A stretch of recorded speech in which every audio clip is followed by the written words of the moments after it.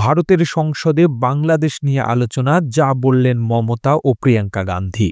বাংলাদেশ সনাতনী জাগরণ জোটের মুখপাত্র চিন্ময় কৃষ্ণ দাস রাষ্ট্রদ্রোহের এক মামলায় গ্রেপ্তার হওয়ার পর সংখ্যালঘু ইস্যু নিয়ে ব্যাপক তৎপর হয়ে উঠেছে ভারত। গতকাল বৃহস্পতিবার ভারতের সংসদের লোকসভায় বাংলাদেশের সাম্প্রতিক পরিস্থিতি ও সংখ্যালঘু হিন্দুদের উপর কথিত হামলার অভিযোগ নিয়ে আলোচনা হয়েছে। দেশটির সংবাদ মাধ্যম এনডিটিভি বলছে, সংসদে কয়েকজন সংসদ সদস্য বাংলাদেশ পরিস্থিতি নিয়ে কথা বলেন।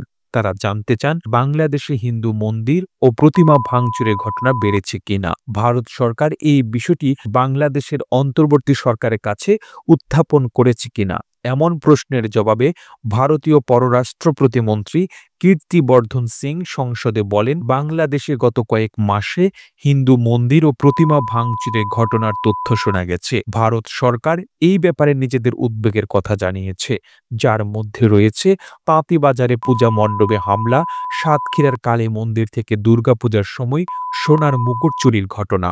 এদিকে সনাতনী জাগরণ জোটের মুখপাত্র চিন্ময় কৃষ্ণ দাসকে গ্রেপ্তার এবং পরবর্তী ঘটনাবলী নিয়ে ভারতের প্রধানমন্ত্রী নরেন্দ্র মোদীর সঙ্গে বৈঠক করেছেন দেশটির পররাষ্ট্রমন্ত্রী এস জয়শঙ্কর। তারা দুজন বাংলাদেশের সংখ্যালঘুদের উপর সাম্প্রতিক নির্যাতন বেড়ে যাওয়ার কথিত অভিযোগ নিয়ে আলোচনা করেন। অন্যদিকে ভারতের পশ্চিমবঙ্গ প্রদেশের মুখ্যমন্ত্রী মমতা বন্দ্যোপাধ্যায় বলেছেন, কোনো ধর্মের উপরই আঘাত আসুক আমি চাই না।